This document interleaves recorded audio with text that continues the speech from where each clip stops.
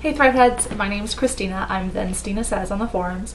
Today I'm going to show you how to decoupage, which is the art of gluing paper or fabric onto any smooth surface, then lacquering over it so it looks like it's been painted on. Let's get started. Here's what you need.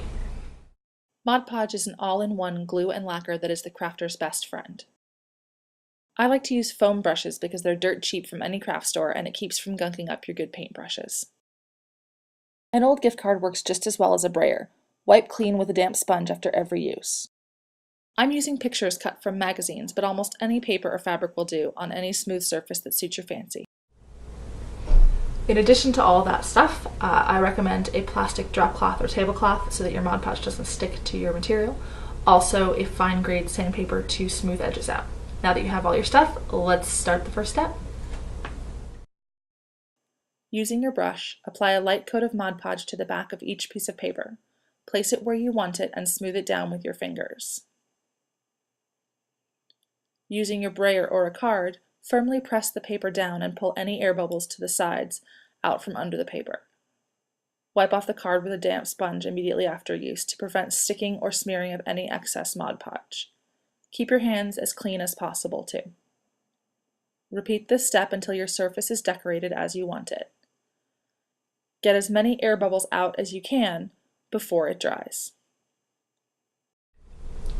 Now that you've got your surface covered with all the pictures you want and everything's where you want it, you're going to do one last check for air bubbles and then coat the entire surface with a thin, even layer of Mod Podge. Take extra care with the edges and corners of your paper cutouts. Smooth any flyaway corners down. If your coat is thin, you'll see the brush strokes in the dried lacquer. If the coat is thick, it will take longer to dry completely. Now that your surface is coated, we're going to wait 15 to 20 minutes for this to dry. Don't worry if it looks cloudy, it'll dry clear. Now that our surface is dry, we're going to apply another thin coat of Mod Podge, this time including the outer and inner edges of the frame, and let dry for another 15 to 20 minutes. On your second coat, your paper corners are pretty much taken care of. Just keep the Mod Podge evenly distributed over the surface. Be sure to get the outside and inside edges. If you're going to lacquer the back or bottom side of your project, do this with a separate coat after the top is dry so that nothing sticks to the table or tablecloth. Now that our second coat has dried clear, it'll still be a little tacky to the touch, so you're going to want to let that dry overnight just to make sure it sets completely.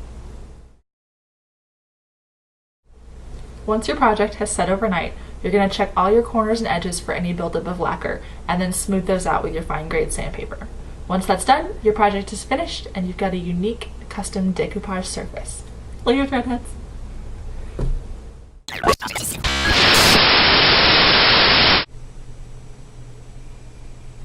Okay, she'll be back in any second. Here's the deal. What my wife really wants is the Janome Threadbanger sewing machine, okay?